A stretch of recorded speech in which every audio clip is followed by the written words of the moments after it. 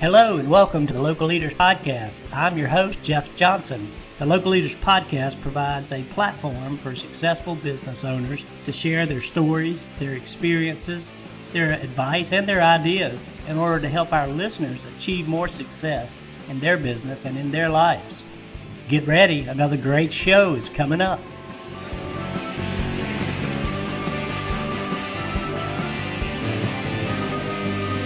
Hey, good morning, everyone. This is Jeff Johnson, the host of the Local Leaders Podcast, and we want to welcome all of our listeners back to the show. It's a Monday morning, so we're trying to get ourselves kind of moving and grooving again, but we've got Mike Lardy on today from Bravo Burritos in St. Cloud, Minnesota. Welcome to the podcast, Mike. Hey, Jeff. Thanks for having me. I was about to say welcome to the show like I'm doing TV here, and sometimes that just slips out, but it feels like we're high tech some days.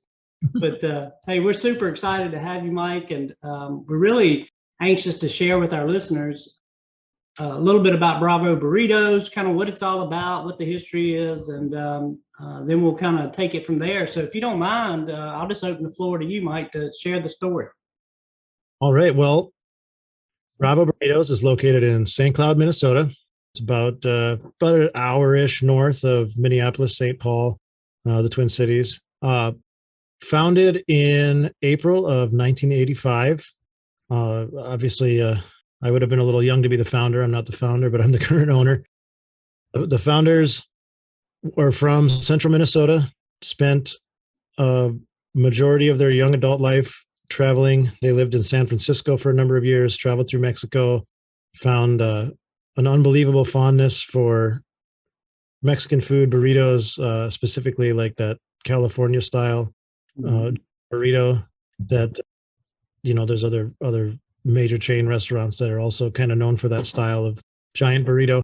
And they decided they would move back to their hometown and bring that style of food to central Minnesota.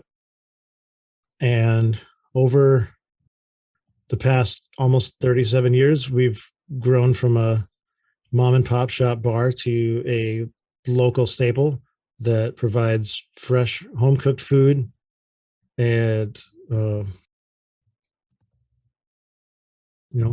reasonable prices for a quick casual type of establishment. And at the beginning of 2020, we talked about the transition plan as they were getting a little older and wanted to retire. And April of 2021, we finally signed the deal. And my wife, Samantha, and I bought the restaurant from the founders. And here we are today, about 9 months in, and enjoying what we do. That's awesome. So you guys, it's a big leap right there, especially with, Corona going on. I know things are starting to get a little better in April. But, how scary was that?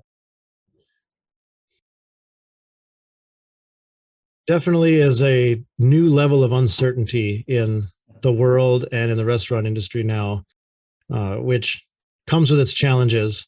I should add that I have been with the company since 1999, and my wife has been with the company since the early 2000s. So we're not new to the industry. We're not new to Bravo Burritos in particular. So, with all the curveballs being thrown, we were in a position to have an understanding of what we thought we should do in order to mitigate the disaster of the last couple of years. Yeah, you kind of knew what you were getting by being there and being part of the business, and then you also had already talked about and worked through and kind of envisioned what the future might look like. Right, totally. Yeah. Now, 9 months in, have you just been trying to hold on to the reins so far, or have you started to implement some of that newness or that new vision that you guys were looking at? One of the things that our restaurant needed pretty badly was some minor modernization updates. The founders are in their 70s, and you reach a certain point operating a business, especially for 36 years, when you're ready to retire, you're not going to be making updates and changes. And the new incoming owners obviously would like to have some sort of say in that too. So immediately we started to make some minor revisions as far as updating our handwritten menu with something a little bit newer, easier to read. We updating some of the decor, replacing the carpet, and now we're kind of in the process of working over our kitchen a little bit and making some of the labor pain points a little bit easier on the staff. Talking about staff as a whole, another can of worms that we'll address at some point today. But those are our thing. Just kind of remaking the vibe of the restaurant, sort of more in our style.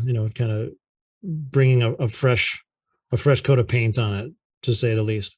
Yeah, well, that's really a good point, because I think a lot of people who are looking to maybe get out of their restaurant or bar or food service business, whatever type it is, a lot of people think that it's almost like your house, that you're supposed to paint it and kind of update it and get everything done ahead of time. But what you said makes sense, because why do that when you don't know what the new owner's vision is and kind of what they might want to do? So I like the kind of the way you guys went about that. That was pretty smart.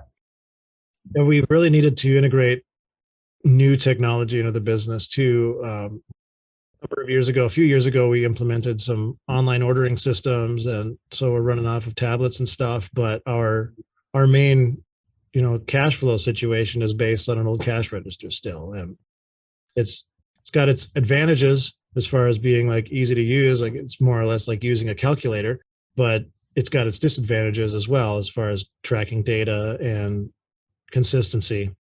And so we're not done modernizing yet, but we're kind of building out one system at a time as we move along and go down our priority list. Yeah, well, that's good that you got a list, and number one, you agree on it with Samantha, because if not, she's gonna whip you. Right. So that's one of the harder parts is getting partners to agree on what to do, and then kind of following that checklist and fixing and updating, fine tuning things as you go.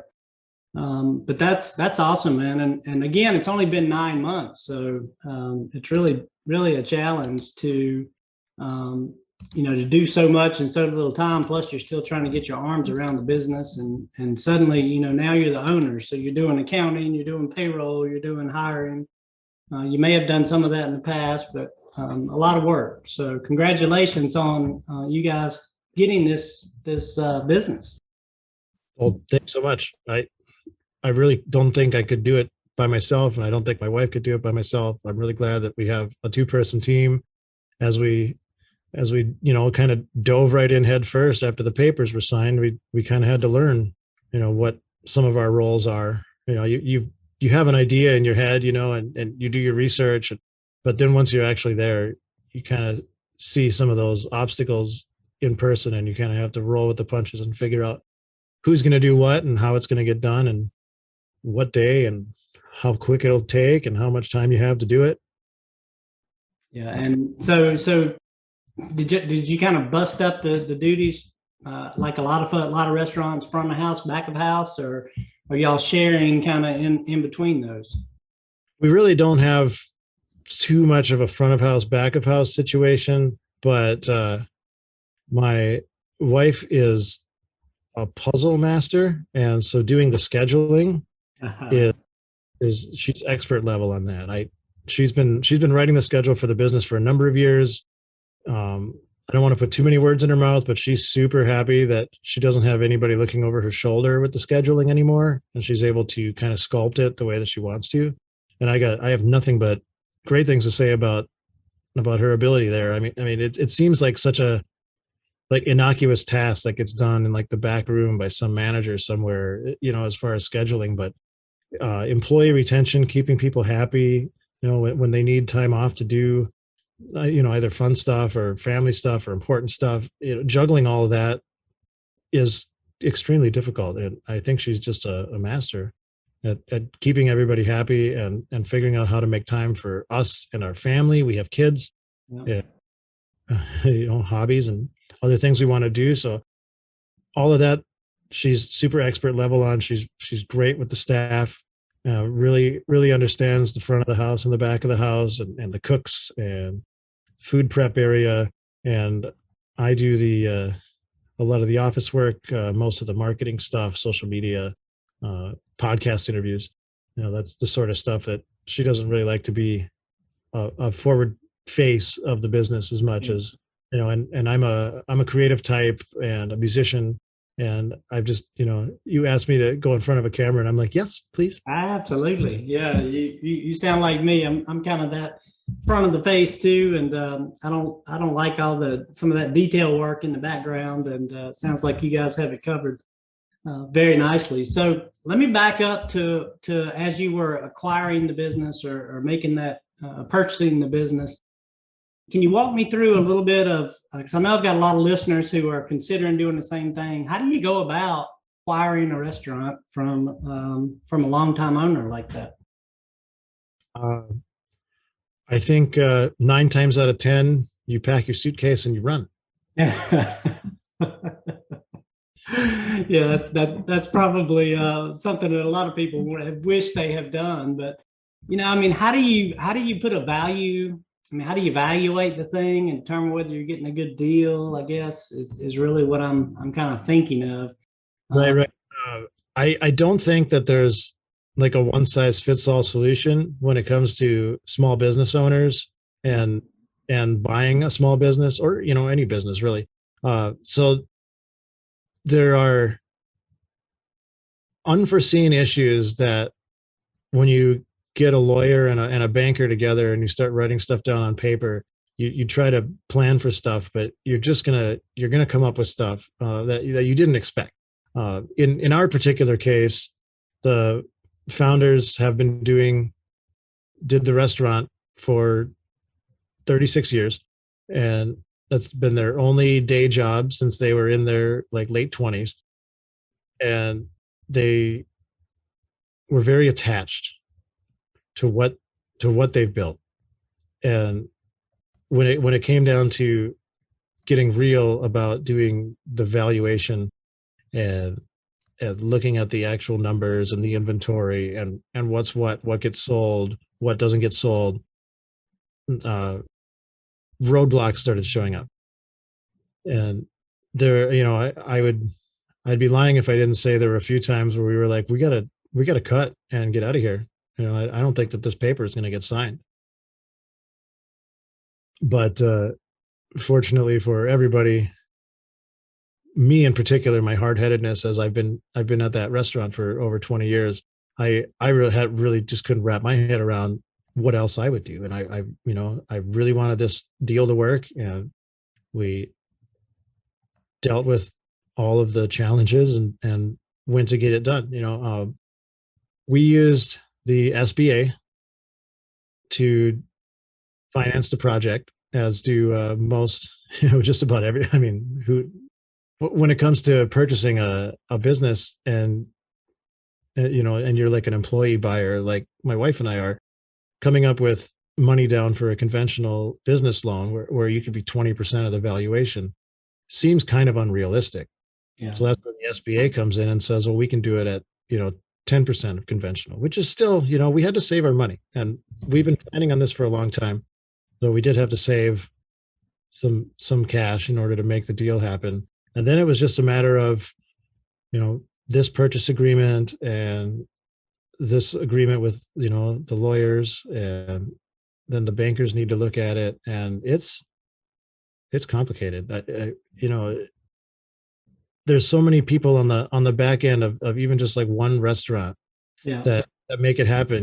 Before we even got to the first purchase agreement, we already had a lawyer, we already had an accounting team picked, a local firm, and without their insights, I just can't imagine that this deal could have happened.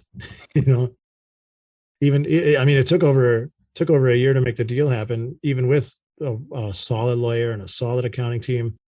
I don't know if people can get by doing it on their own without a great team behind them. I can't possibly imagine. I'm really grateful that we had the people that we had working on the project, because otherwise it would have fizzled. Yeah, no, and it sounds like you and Samantha both probably learned a lot, by having that help, the lawyer, the accounting team. And, we always encourage any owners or buyers, for that matter, to make sure that you do all that due diligence. And it's not really something many people want to tackle all by themselves, especially early on in your ownership career. So congratulations for getting it done, for being persistent and kind of making it happen. I know you guys are thrilled to have such a staple business in the community. Hey, let's chat a little bit about some of the challenges that you maybe are facing now. You may have had to face some of them before, but the big three in our space today are staffing, which you mentioned, food cost, and shortages.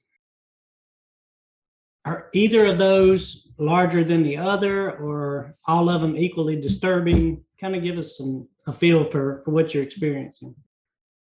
I think that we take all three aspects seriously because they are all issues that are happening in the industry. Mm-hmm. But they also get tackled in different ways. Our staffing situation is somewhat unique because we have enough people to operate our restaurant day to day, but our focus is on retention because we have a great team and we're not a high turnaround restaurant, and we don't want to be. So we've spent the last year looking very hard at where payroll is and what we can do for our people to have them be happy, to not let them get burned out when we do end up, being short staffed because someone's out sick or someone can't come to work or a family emergency. So we tackle that just by trying to keep our ear to the street with the trends and make sure that everybody is taken care of. Food costs, honestly, I'm not sure really what can be done there. You can run to every single different distributor available every day and see where the prices are, or sign a deal with everybody, but they have a lot of the same problems that you at the customer facing part of the restaurant. They don't have drivers, they don't have warehouse people, it's difficult. So when it comes to costs, you've got to keep auditing your prices, but we have a certain set of things that we want to have in stock, and we're going to fight to keep that stuff in stock so we can provide the same consistency we always provide. And so we're just, you pay a little bit extra sometimes, and that ties right in with shortages where, you kind of have to keep an eye on your distributor, and then maybe a plan B and a plan C. I'm sure I'm not alone when it comes to small businesses that have a local Sam's Club. If my regular truck comes in and I'm short on paper products, off to Sam's Club it is, and we go and what they have there. Very little have we had to be change a system for some sort of significant shortage. We've come pretty close in a couple of times, and it's little nitpicky stuff like portion containers. You just be surprised at how all of a sudden a certain specific size 1.5 ounce plastic cups are completely unavailable industry wide, no matter where you look. But 2 ounce cups, just a little bit bigger, is plentiful. But your system is based on portioning around a 1.5 ounce. Now you have to make a change, and that includes memos and notices and training and on the job stuff. And that it just kind of is what it is. I didn't anticipate coming in as an owner to have to be so on the ball as far as keeping track of shortages. I've been the buyer at this restaurant for more than a decade, and this past year has just been a new whole set of challenges as far as that's concerned. Yeah, that is it's something everybody's running into, very similar issues across the country. no matter where you are. And it's those small items that, general public doesn't realize what impact a 1.5 ounce cup to a 2 ounce cup may be, or container. But as you said, it creates a lot of extra work and training, and you're trying to keep your quality, at the level that your customers expect, and those things impact it. So it's been really, really crazy out there. I don't think there's any single solution. You just kind of have to go day by day and continue to do everything that you can. To be able to compete and be able to provide the service and the food quality that your customers expect. So if anybody comes up with a magic pill for it, they're going to make a fortune. So I keep waiting, but it just doesn't seem to happen. So true. Yeah. Hey, I wanted to ask you a little about kind of what's in your and Samantha's vision for the future for Bravo Burritos. I know we spoke about it earlier, so maybe we could share with our listeners kind of where you're heading and what you're working on, and where your focus is going forward. Well, as our restaurant has been a local community staple for over 3 decades, going on 4 decades now, we kind of have to balance, like I was saying earlier, about like kind of remaking the business and our image and modernizing and updating, versus keeping our regular clientele happy and comfortable, and make sure that they feel like they're still coming home to their favorite restaurant. That being said, our growth strategy for the restaurant is it's pretty conservative. We look at like a 3 to 5% year-over-year growth as a good, solid, consistent way to operate our business, provided that all the costs and shortages and stuff are stay in line with our vision, right? We do have so many regulars and fans of our restaurant that when they come in from out of town, they say, well, you should open one here. You should open one here. You used to be in the Twin Cities. I wish you were back in the Twin Cities. So we have these like little mini fantasies of places like up in northern Minnesota. There's a place called Duluth. It's a popular tourist place.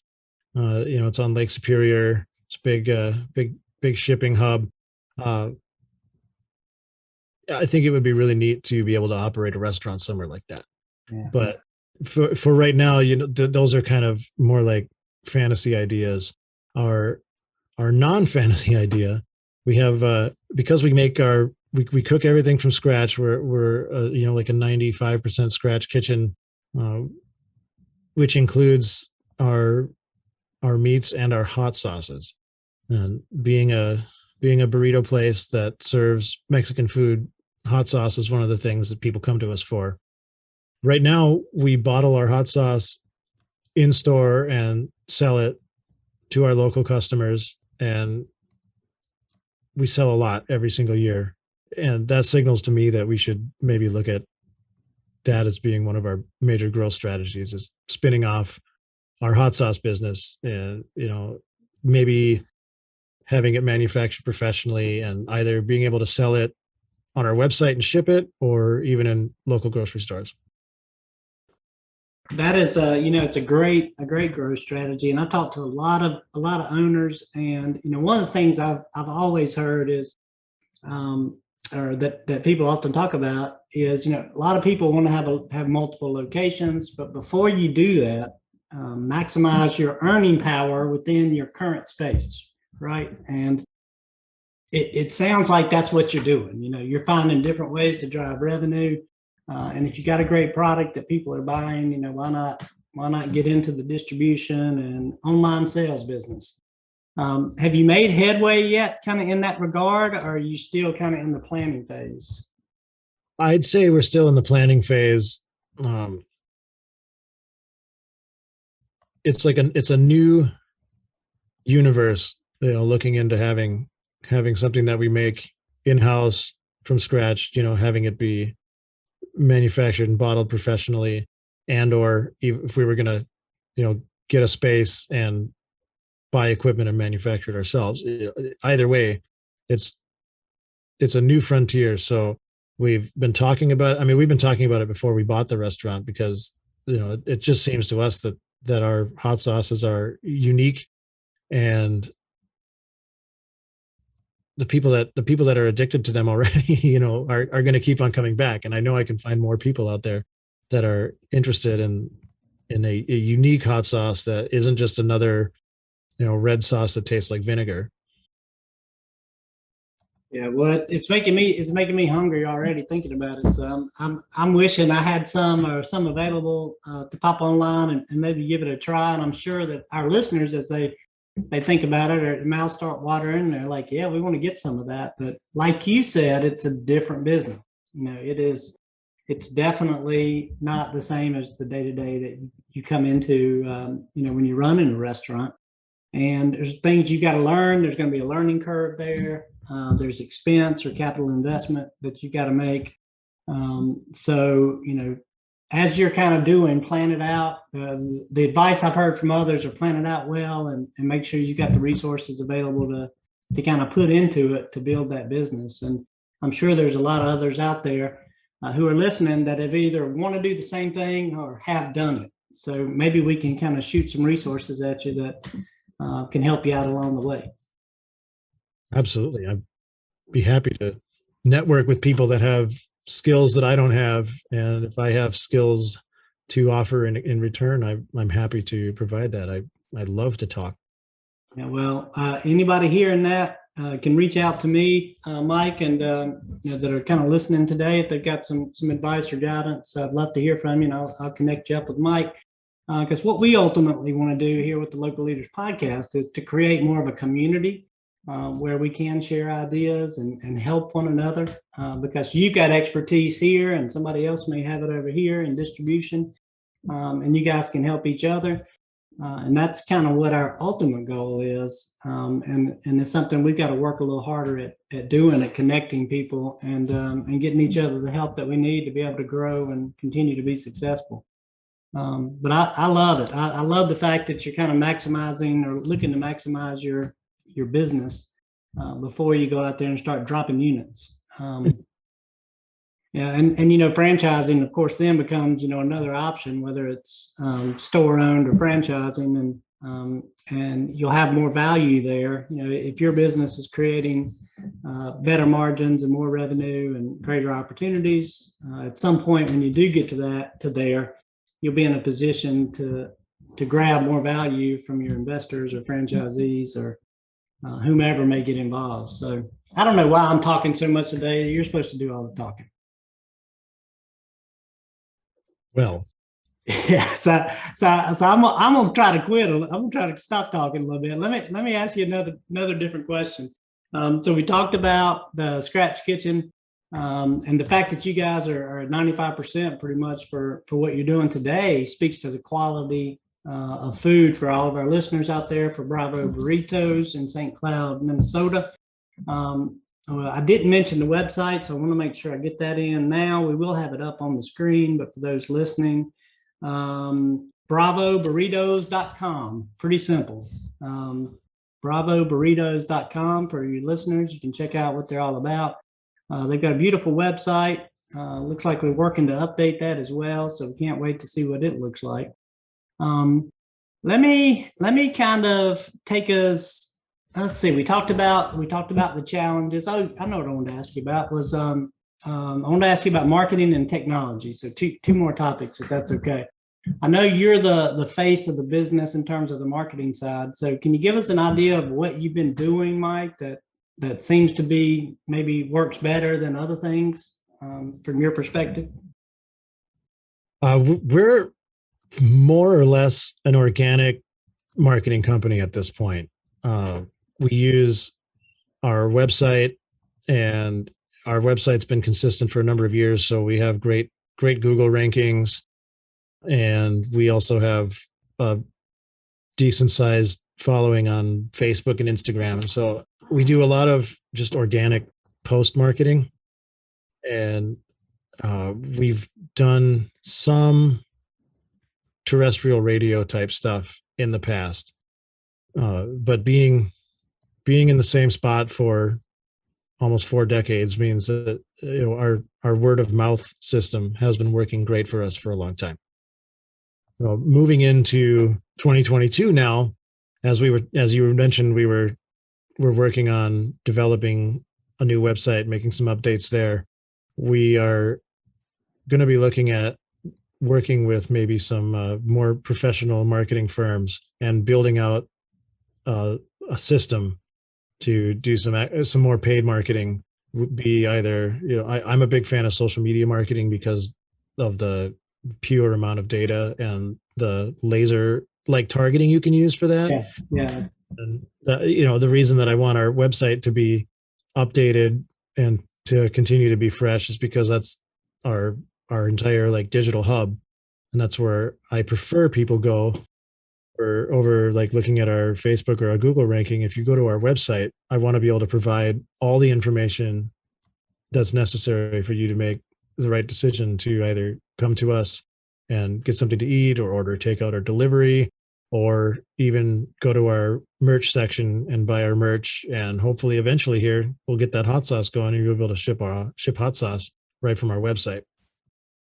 So right now our marketing budget is very minimal, but we're looking at how to maximize actually putting a little bit of a budget into it and what that can do for us. We just like any business, we have our busy times and our slow times. And when your door's open and you're paying people, it makes sense to kind of have the level of revenue coming in be appropriate. You don't want to, I couldn't be busy all day long, all day, every day. Everybody would get burnt out and I would have to hire more. And that would open up a whole can of worms, but there's still slow times that we can maximize our output a little bit. And especially when it comes to the higher ticket stuff, we haven't even talked about catering and meal kits yet, but that's another side part of our business that we do. And those bigger ticket products are obviously more cost effective because you need less labor power and less time to spend on a larger ticket. I can do 100 customers at $12 to $15 a ticket, and it takes a crew of like 7 to do it. But if I have a party where 100 people are being served, I can basically do it myself or have somebody else do it by themselves. Well, tell us a little bit about the meal preps. I know that has become a big business since COVID, especially. I know it's always been around, but give us a little overview of the meal prep business and the catering business, if you don't mind. Absolutely. Our catering business is built on 3 prongs. We have a taco bar, which is like a catering spread, right? Like we bring all the food and all the equipment and set it up, anything from high school graduation parties, private parties, corporate weddings. We do a few weddings as well. And that's like the big ticket item. We start at 25, 30 people, go up to 200, 300 people sometimes. And then we also have a burrito system we're a burrito place, that's our number one. So we have a thing called a burrito box where you can order, a bulk amount of burritos, and it's more budget friendly than just coming in and ordering right off our menu, and we do, 20 people, 50 people, 300 people, and we get that prepared, quickly. We've done slightly off hours stuff, earlier in the day type of things. We can do those burrito boxes that way. They've been great with like the local healthcare industry. People will come, and we'll deliver, or they come and pick up and feed like an entire unit at the hospital or something, and they can do it quickly, easily, and relatively cost effectively. Yeah. And then our new system is we just call it the meal kit, and it's not unlike, some sort of meal services that you see on the internet. And it's kind of a lot like some of the big corporate Mexican food places like Qdoba or Chipotle, where when you order catering from them, you basically just get like a large to go order in boxes. Our meal kit is just like that. You can pick it up hot and ready to go, bring it back to the office or home, private party, family, however you want to do it, and you can feed, all your people with little work. All you have to do is just go to our website, and you can even order it for takeout right there online, and the order comes in, we put it together, and we can do it quick. We can feed 25 people. We can have that ready in 20 minutes. Yeah, I like that, and the fact that it reminds me of Wendy's. You get the biggie special or whatever. You get a large meal, and you're able to just roll through and get it quickly. Have you thought about, or I thought you might tell me you had kind of gone to the take and bake type of thing, or maybe the frozen foods. Is that even maybe an option down the line at some point too? Like as far as delivering, like shipping food? Yeah, like shipping food or providing uncooked food, that's ready to take home and pop in the oven or whatever. Some people have been able to convert their, some of their options to that type of situation and been able to ship online or just provide it for people to come get it and take it home and cook it themselves. May not work in your environment, but I just wondered if that had crossed your mind. As far as like giving people food to cook, I'm not super interested in that, because we do as we cook our food, and that's like our thing. So I that's never really crossed my mind, but I've certainly sold people food that's, people even buy those meal kits cold. We did a ton of that over the holidays. People would come in on December 23rd, December 24th, and pick up a cold kit, and then they would heat it up for Christmas.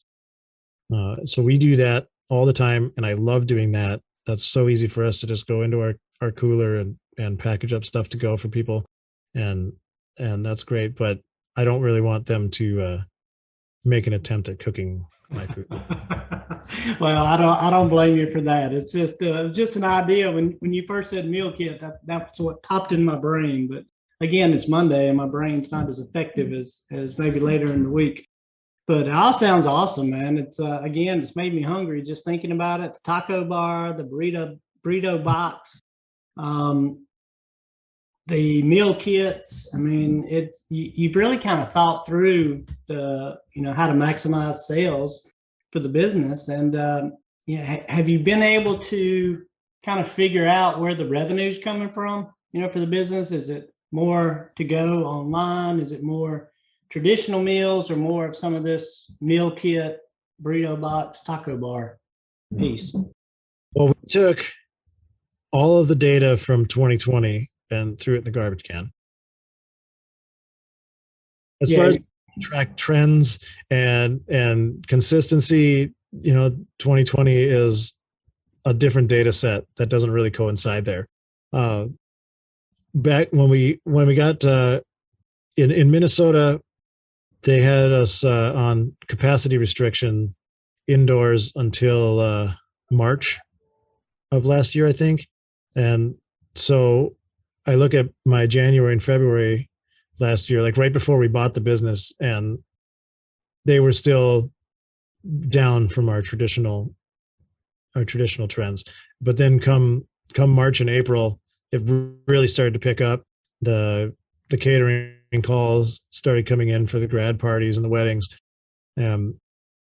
Everything kind of trucked back along to basically 2019 numbers.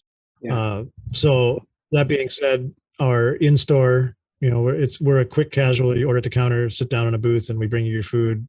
And that's still the majority of our business is people coming in and ordering food. A lot of people order takeout.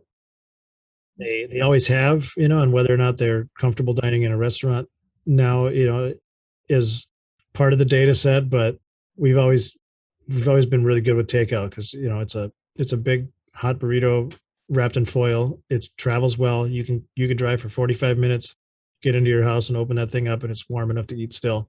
Oh, wait, there's a lot of advantages to going with burritos for takeout in that regard. Even over pizza, where as soon as that box comes out of that hot bag that they deliver in, you're losing temperature fast. Got to get in front of that TV and eat that pizza. So most of our business is walk in. We do offer online, and we have a delivery partner. And all of that online stuff accounts for probably 15% of our revenue. So it's a significant chunk, but it's not the majority of our business. We were peaking in 2020 at 50-60% of our business as ordered on the website. And now it's kind of reverted back. And then as far as like catering and meal kits and stuff, that's probably another 8-10% of our business there too. So the majority of our customers pull up to the strip mall and come on in, take a look at our menu. A lot of them like to grab a beer and have a beer and a burrito. And that's where the majority of it is. But a lot of those customers are also the same ones that had kids that grew up and wanted to throw a grad party. So the guy that I've been seeing, once, twice a week for 10 years suddenly calls and says that they have a grad party and they want to buy our catering. We kind of link all of our businesses together in that way, just by being a local place that people trust and know and are comfortable coming to. Absolutely. And it all sounds wonderful. And like you were saying, 10-15% of your business in some of these different pieces of off-premise type meals, that's where your opportunity is. And it sounds like you and Samantha have kind of built your offerings to focus on that, and you're kind of focusing on that growth path in the future. So I commend you on that. You can only sit down and turn so many tables in a day, but for your takeout and online ordering, as long as you got the capacity in the kitchen and you can get supplies, then you've got a much greater opportunity for growth. So thank you so much for sharing all that, Mike. It's been a pleasure getting to talk to you. I just looked at the time and I realized I had kind of gone over my timeline. But I want to thank you again for being here, and for all our listeners. This is Bravo Burritos. We've got Mike Lardy. He and his wife Samantha own the business over in St. Cloud, Minnesota. Mike, any final words or pieces of wisdom that you want to get out there? If you're looking at wanting to, if you work at a restaurant and you want to, you're in a position where the founders are going to retire and you want to take over, start saving your money. Nobody buys a business with zero down. You can buy a house at zero down, but if you want to get into being a business owner, you got to start saving that money. And if you're local, take pride in that. Take pride in being hyper local and being a part of your community. I like to reach for the stars a little bit and be like, well, we could sell our hot sauce worldwide, and stuff. But when it really comes down to it, we are a hyper local restaurant, that's locally owned. We're a part of our community. We like serving our community and we love our customers. Just don't take for granted all those people that hold your business together when you're there. Absolutely. Very well said. Stay grounded into kind of what got you to where you are, and reach high, but never forget those customers. And I'm sure you guys aren't going to.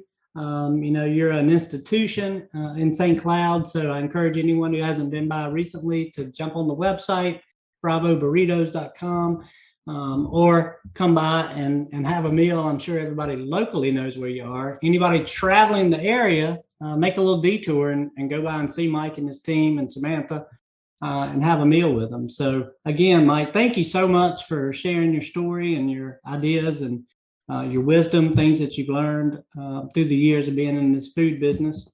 Thank you so much for being with us today. Thanks for having me, Jeff. Hey, it was definitely our pleasure. And for all our listeners out there, thank you again for watching another episode of Local Leaders Podcast. I'm your host, Jeff Johnson, and we will catch you at the next podcast. Thank you.